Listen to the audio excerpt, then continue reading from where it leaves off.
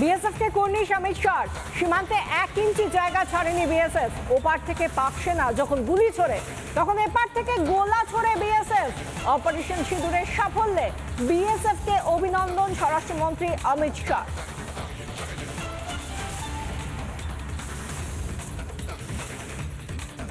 Kilometre अंदर घुसकर पहली बार हमारी सेना ने पाकिस्तान को जमीन दिखाने का पराक्रम किया है।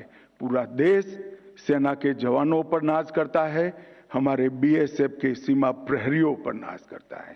ये जब घटनाक्रम चल रहा था तब, क्योंकि युद्ध घोषित नहीं हुआ था, बीएसएफ ने भी बॉर्डर नहीं छोड़ी थी, बीएसएफ भी मोर्चे पर थी। जब उस ओर से गोलाबारी हो रही थी, सेल चल रहे थे, गोलियां चल रही थी, बीएसएफ के जवानों ने भी 1 इंच भी पीछे हटे बगैर उनके गोली का जवाब गोले से देने का काम किया और उनको ये बता दिया कि बीएसएफ 24 घंटा 365 दिन तैनात है और जब तक बीएसएफ है पाकिस्तान की सेना 1 इंच भी आगे नहीं बढ़ सकती है।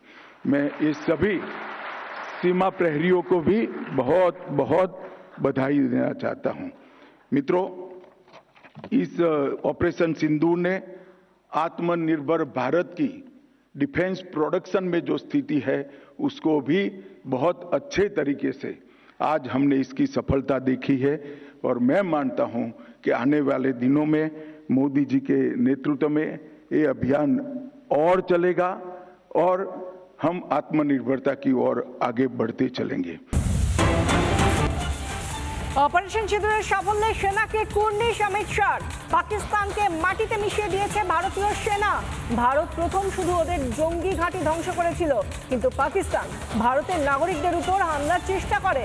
তারপরই ভারতীয় সেনা পাক বিমান ঘাঁটি গুঁড়িয়ে দেয়, বলেন কেন্দ্রীয় স্বরাষ্ট্রমন্ত্রী অমিত শাহ।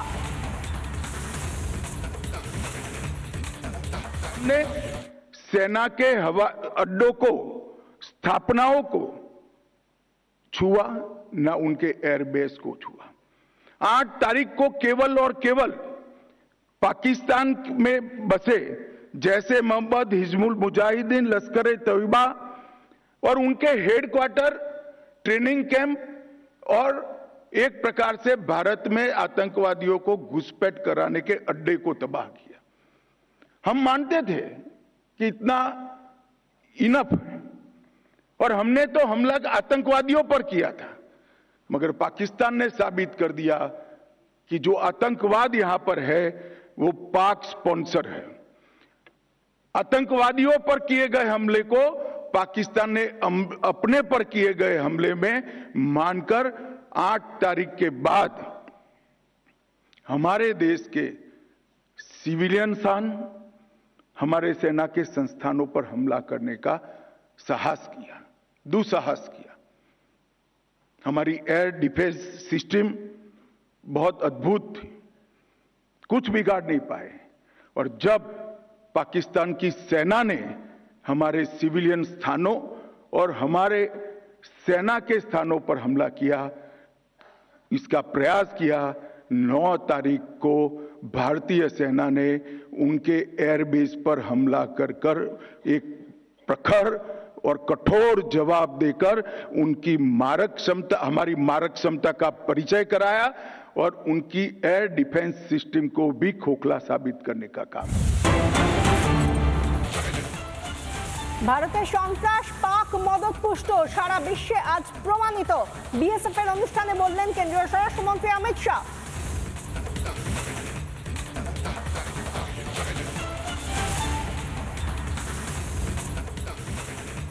ভারতের সন্ত্রাস পাক মদতপুষ্ট, সেই সন্ত্রাস যে পাকিস্তানের মদতেই হচ্ছে তা সারা বিশ্বের কাছে আজ প্রমাণিত।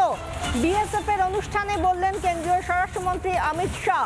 যেভাবে অপারেশন সিঁদুরের পর থেকে ভারত একেবারে নিজের নীতি, নিজের অবস্থান সন্ত্রাসবাদের বিরুদ্ধে কি তা গোটা পৃথিবীর কাছে তুলে ধরেছে। একদিকে যেরকম প্রতিনিধি দল তা পৌঁছে যাচ্ছে দেশে দেশে, অন্যদিকে অমিত শাহ নিজে আজ একথা বলেছেন বিএসএফ এর অনুষ্ঠানে। आतंकी अड्डों और हमने तो हमला आतंकवादियों पर किया था, मगर पाकिस्तान ने साबित कर दिया कि जो आतंकवाद यहां पर है वो पाक स्पॉन्सर है।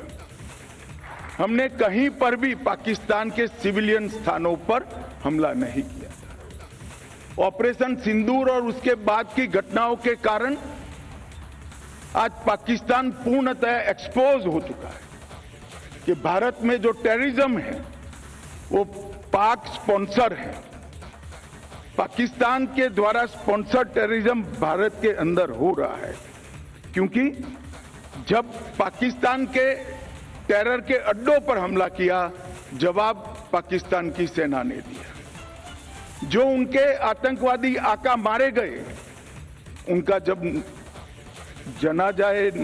नमाजे जनाजा जब हो रहा था, पूरी दुनिया ने देखा पाक सेना के आला अफसर इनके कॉफिन को कंधा भी दे रहे थे और वहां नमाज पढ़ने के लिए उपस्थित। एक प्रकार से अब तक पाकिस्तान जो डिनाई कर रहा था, वो आज दुनिया के सामने ऑपरेशन सिंदूर के बाद पूर्णतया एक्सपोज हो चुका है कि भारत में टेररिज्म पाक स्पॉन्सर टेररिज्म है। इसमें अब दुनिया में किसी को शंका नहीं रही है।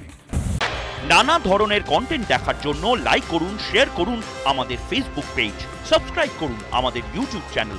পাশাপাশি অন্যান্য ব্রেকিং নিউজের জন্য অবশ্যই চোখ রাখুন রিপাবলিক বাংলায়।